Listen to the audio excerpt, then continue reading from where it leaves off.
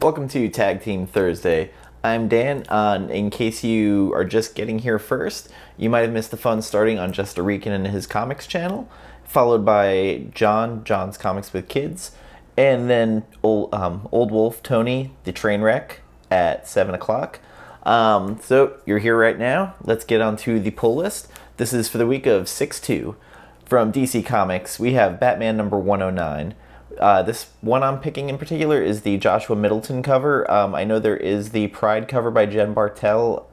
I like Jen Bartel normally. I didn't think the cover was that great, so I'm kind of putting that on pass this week. I'm not sure if we're going to see Miracle Molly in this, but it's going to be Batman versus Peacekeeper 1. We're heading to future state in this. Like, that's where we're going. Batman Catwoman number 5. So, I know I've been hypercritical of Tom King. This, at least the last 2 issues, haven't been that bad. I am liking Helena Wayne, the Batwoman of this era, and I like Phantasm. The Travis Charest cover is what keeps me coming back for this. I love Travis Charest art, or Charest, I'm not exactly sure. Check out his old Wildcat stuff, in particular with Alan Moore. Also, Wildcats X-Men crossover. There's the one with Zealot and Wolverine.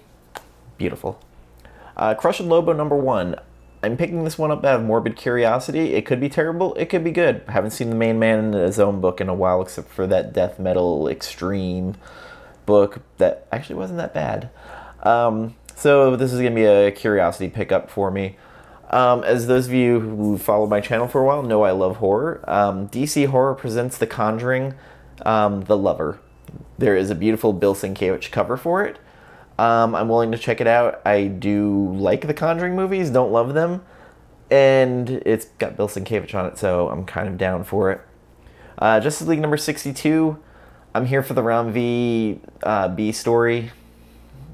It hasn't been bad by Bendis. It's just taken a while to kind of get going. This has a Howard Porter cover, which is the B cover, which I'll be picking up. Man-Bat number 5 of 5 comes out. Hasn't been a bad series. Again, this is a character that doesn't need to be used often. He's here, he'll be gone in a little bit, and then be packed up for mothballed for about 5 years probably.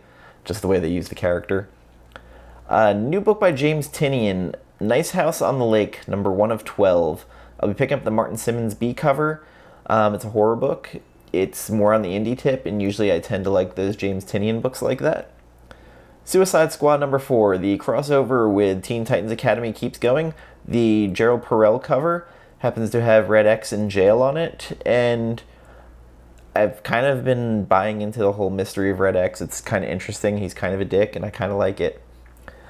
Swamp Thing number 4 of 10. The best book since post-Future State, and I love what Ram V is doing with this reinvention of the character. There is a very nice Zafino cover for the B cover, which is the one I will be picking up. From Image Comics, Bliss number 8 is the final issue, comes out this week, and I think this might end up being a better trade read. I know Jen, Comics Break Your Heart, and I were reading issue by issue and still are. You have to be in the right place mentally to read this book. It's heartbreaking. There's redemption. There's everything. Sean Lewis, you're an evil, evil man for putting me through this. But I'm enjoying the ride. But it can make you feel dirty, gut punch you. There's horrible, horrible things that Benton does in this book. And every month I keep coming back to it. Commanders in Crisis number 9. Steve Orlando and David Tinto, I think they have 3 more issues after this. I like the book. It kind of gets lost in its own thing every now and again. There is a beautiful Elias Chatsoudas cover, which is the one I will be picking up. Deadly Class number 46. We're nearing the end of this series. The time jump was very fascinating, and I can't wait to see where it goes, like where the other characters are at this point. I love this series. Family Tree number 12 by Jeff Lemire and Phil Hester. The final issue is out, and This was one I hated when it first came out. Like the first 2 issues I really hated. I hated the characters. They were just not likable. And weirdly, as the book went on, I started to understand the characters more. So this is one of those instances of like, keep reading and maybe your opinion will change on a book, but mine definitely did by issue 3. And probably a better trade read. Not gonna lie on that. Or it'd be 2 trades. But fantastic series once it started getting going. Inkblot number 9. It's a cute cat that happens to cause chaos. It also can jump dimensions and time. It's a chaos cat, basically, is what it is. From Scott Snyder and Tony Daniel, we have Nocterra number 4. There's a beautiful Jenny Friesen cover, and that's what I'll be picking up.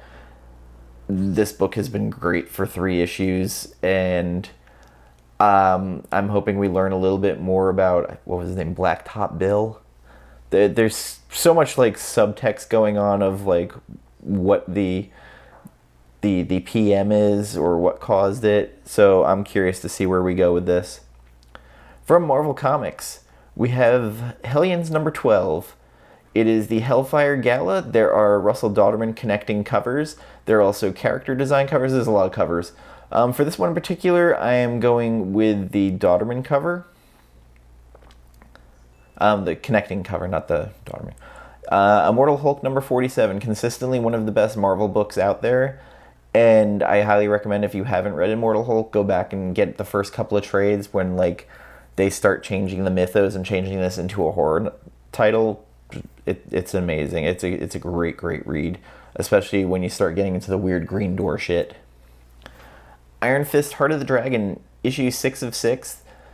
I'm not a huge Iron Fist fan, but this has been fairly good. It's been entertaining. It's got a lot of action to it, and I am 100% here for it. Marauders number 21.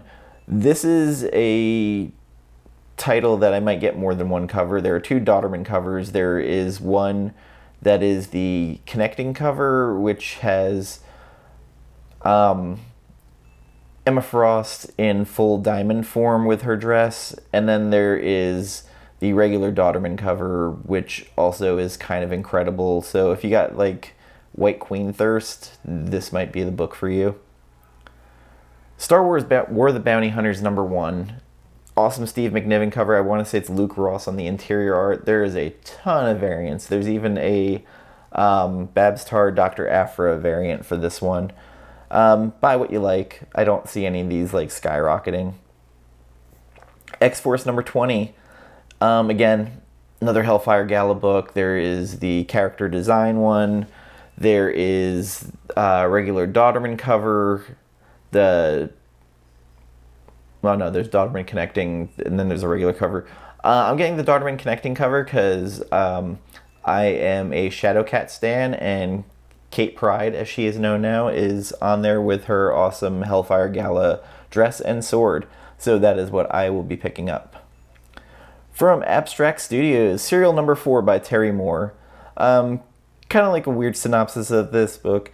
It's like, if anybody knows how to find a serial killer, it's Zoe, America's favorite psycho, who has looked like a 10-year-old for 50 years. Zoe's innocent appearance and deadly skills make her the perfect bloodhound in the search for the Santa Nina serial killer. Zoe's close friend Stan's accused of the crimes. If Zoe doesn't find the killer, and soon an innocent person will go to prison for life. It's been an interesting series, and this is so outside of Terry Moore's wheelhouse of what normally works on. And the art's a little crude, but the story has been fascinating, and probably not going to recommend picking up the single issues. Like, I think this is one that you can wait on and read in a trade and be completely engrossed in, especially if you like kind of horror suspense books. From Boom Studios, a new book, Basilisk number 1. I will be picking up the Christian Ward variant. Quick synopsis. 5 individuals bound by a cult-like hive mind. They terrorize small towns with their horrifying supernatural sense-based powers, leaving death and destruction in their wake. Reagan, one of the Chimera, escaped and has been hiding with her murderous eyes bound overcome with guilt. Until now, when a victim from her past forces her to hunt down the other 4 of her kind. This is written by Cullen Bunn and art by Jonas Scharf. It's supernatural horror, so right away I'm in for it. And again, like, I'll take a chance on a new Boom title because they've been fairly consistently good lately. Dark Horse Dead Dog's Bite number 404. That is finally wrapping up. I'm kind of curious to see where this like Twin Peaks vibe book is how it's gonna end. And from Scout Comics, we have By the Horns number 2, which I mistakenly said came out last week, but that was the second printing of By the Horns number 1. It's hunting unicorns. Unicorns are like bloodthirsty killers. Vault Comics Hollow Heart number 4 comes out. I don't think this is the last issue, and consistently good book. Emotional. It's kind of a roller coaster because at times, like, L's kind of a monster, but at the same time, like, what he's been through, you feel bad for him. And then you have the mechanic story also involved in this. Very wonderful series, and go back and buy the back issues. Like, I feel this is one you can read issue by issue, and I don't think it'll change if it's a better read as a trade or a single issue. That's it for my pull list.